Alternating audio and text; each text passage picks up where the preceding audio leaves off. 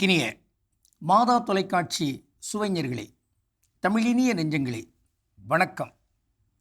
திரிகடுகத்தில் இணைந்திருக்கும் உங்கள் ஒவ்வொருவருக்கும் நன்றியின் வாழ்த்துகள்.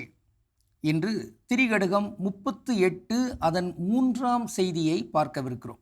செல்வம் உடைக்கும் படை, தன்னை வியந்து தருக்கலும், தாழ்வின்றி கொன்னே வெகுளி பெருக்கலும், முன்னிய பல்பொருள் வெகும் சிறுமையும், இம்மூன்றும் செல்வம் உடைக்கும் படை. திரிகடுகம் 38.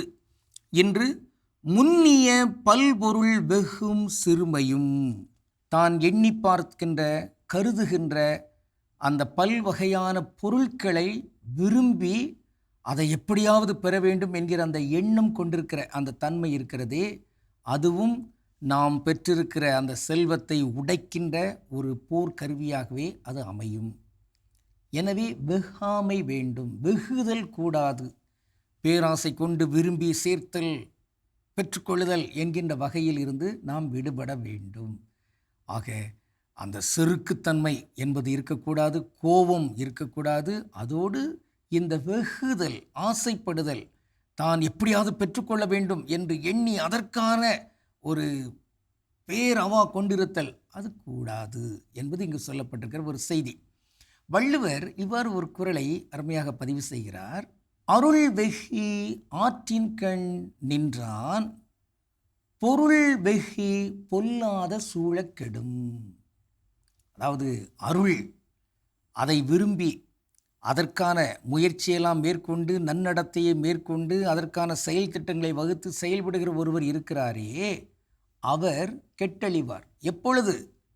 பொருள் வெகி, பல வகையான பொருட்கள் எனக்கு வேண்டும் என்றெல்லாம் எண்ணிக்கொண்டு அதை பெறுவதற்கான சூழ்ச்சிகள், அதற்கான திட்டங்கள் வைத்துக்கொண்டு பெருக்க முயல்கிற அந்த நேரம் இருக்கிறதே, அத்தகைய அந்த நிலையில் இருக்கிற ஒருவர் கெட்டழிவார். அவருடைய இலக்கு அருளை நல்ல விதமாக பெற்று அதை எல்லாரிடமும் பகிர்ந்து கொண்டு நன்றாக வாழ வேண்டும் என்பது. ஆனால் இடையில் எங்கு வந்து விடுகிறது?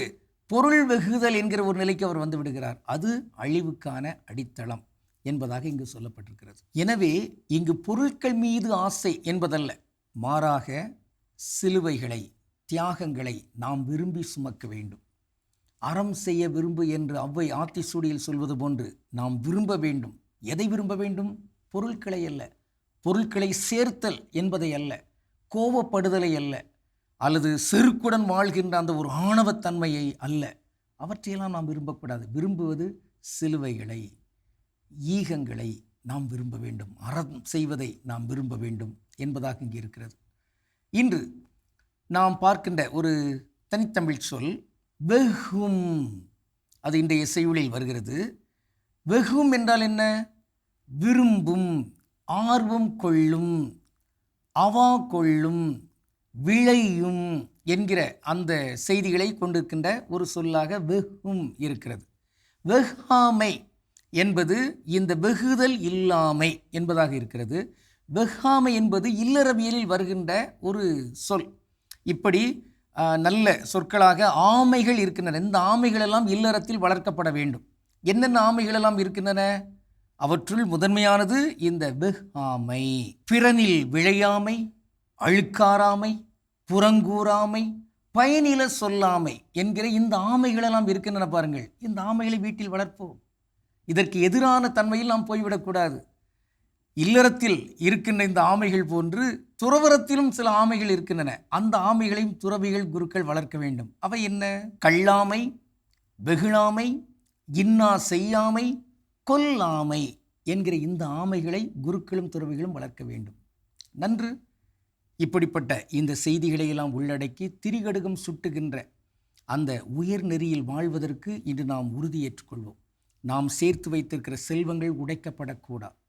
நாம் சேர்த்து வைத்திருக்கிற புகழ், அறிவு, ஆன்மீகம், ஆற்றல் இவையெல்லாம் உடைக்கப்படக்கூடாது.